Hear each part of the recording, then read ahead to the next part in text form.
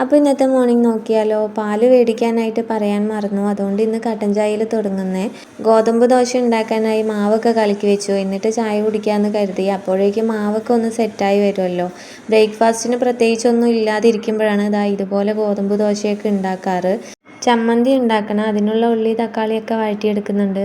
തലേന്ന് ഞാൻ milk pudding ഉണ്ടാക്കി വെച്ചിട്ടുണ്ടായിരുന്നു. അത് സെറ്റായോ എന്നാണ് ഞാൻ ആദ്യം നോക്കുന്നത്. ഈ ഷുഗർ ക്രേവിങ്സ് ഒക്കെ തോന്നുമ്പോൾ ഉണ്ടാക്കാൻ പറ്റിയ ഒരു ഐറ്റം തന്നെയാണിത്. 2-3 ഐറ്റംസ് മാത്രം വെച്ചാണ് ഞാനിത് ഉണ്ടാക്കിയത്. ഇതിൻ്റെ റെസിപ്പിയൊന്നും ഞാൻ ഷൂട്ട് ചെയ്തിട്ടില്ല. ഇതെന്തായാലും ഞാൻ ഇടയ്ക്കിടയ്ക്ക് ഉണ്ടാക്കുന്ന ഒരു ഐറ്റം കൂടിയാണ്. പിന്നെ ചമ്മന്തിയൊക്കെ അരച്ചെടുക്കാമെന്ന് കരുതി.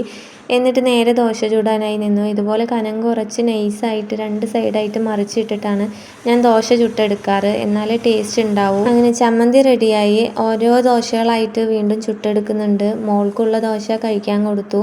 പിന്നെ പുഡിങ്ങൊക്കെ ബോക്സിലാക്കി ഫ്രിഡ്ജിൽ വെച്ചു. അപ്പോൾ ഓക്കെ, ബൈ.